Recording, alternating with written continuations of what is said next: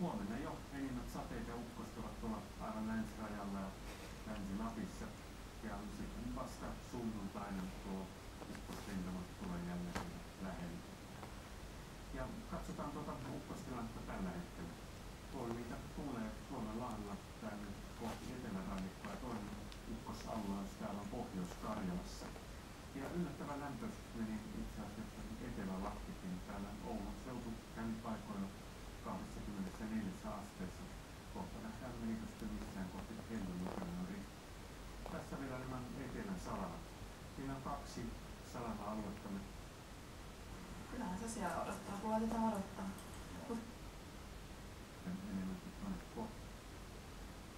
Pasi ja Ville ovat meille yhden tilanteen purtavaksi poimineet. Annetaan puheenvuoro herralle ja kertokaa, että mitä haluatte kansalle kertoa. No joo, lähinnä kun on ollut puhetta, että mikä on viisasta hyökkäämistä, mikä ei ja millä lailla sä luovut kiekosta ja missä kohdin kenttää sä menetät ja mihin suuntaan sitä kiekkoa pelaat, niin siitä niin. Ja tästä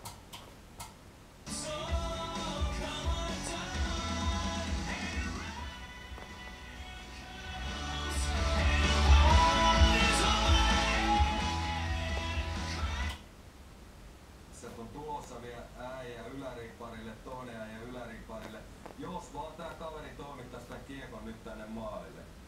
Mutta nyt kun me mennään eteenpäin, niin venäläiseen tyyliin viedään se maalin taakse. Ja tästä tulee sama virhe, mikä nähtiin Suomen pelissä eilen tossa noin. Pelataan kiekkoa tuonne taaksepäin. Tää on aina riskisyöttö. Tän kun sä menetät, sulla on kaikki 4 pelaajaa menossa ylöspäin. Se on aina vastaiskun paikka. Tästä kun mennään eteenpäin ja annetaan Villellekin puhe.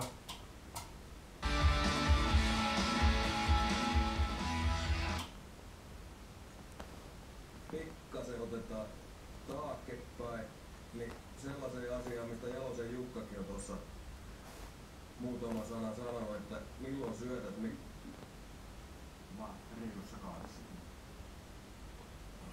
Auton kuljettaja ei selvinnyt tapahtumapaikalla. Marianne näytti osaamistaan ja kaivoi sieltä autosta näytteitä teknistä tutkintaa varten. Muun muassa turvatyynyt irrotettiin, lausuntoja